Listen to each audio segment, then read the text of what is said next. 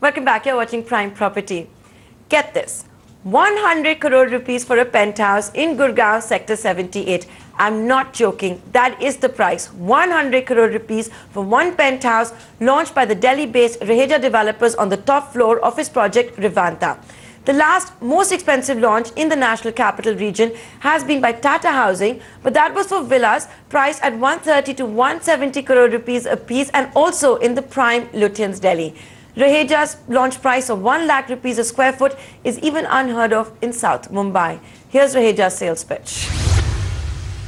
You know, it's actually the real cost of anything can be judged only by how unique it is. Now you tell me if there is anything else in North India, starting from Pakistan, going up north to Kashmir and on the right to Bangladesh. Is there anything else which can give you the opportunity to have your house on the 60th floor? So it is actually just the unique factor which adds value to the entire thing. Plus the proposition that Raheja Rivanta it's a premium community. It's being built by Arab Tech, who built the Burj Khalifa. We are offering world-class facilities. There is access to private swimming pool. There is Versace, who's offering all the fittings and fixtures. There is a double floor height, so you get 15 floor high ceilings. You have a private clubhouse. You have 6 bedrooms, as well as you have access to a helipad if you want to use your helicopter as well.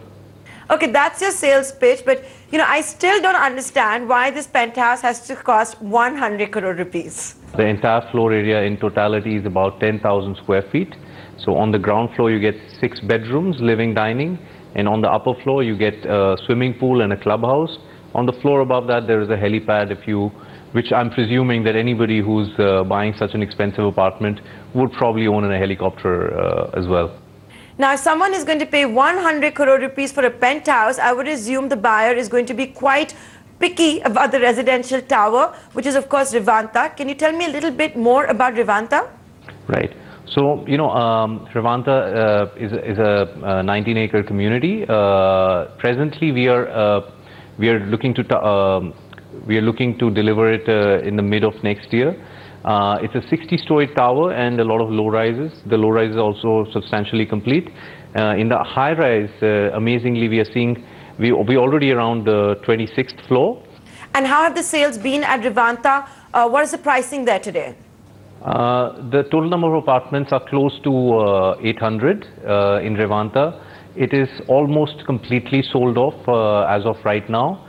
There are very, very few units which are left there right now. If you want to get a normal unit, maybe on the ground floor, first floor, second floor, we are completely sold out on the upper floors, but on the, on the lower floors, you can buy something. I think the present going rate is around 9,000 to 10,000 rupees a square foot. And for Rivanta, do you have all, and I mean all of the necessary government approvals? When are you promising delivery? Rivanta is going to be completed by next year, most probably by the mid or the end of next year. The approvals, obviously, you cannot start building a project without the approvals. Approvals have been in place since a very, very long time. Now, Rahejas, like many, many other developers across the country, have had to face the ire of consumers. I'm, of course, talking about project delays. You've had that share of problem as well.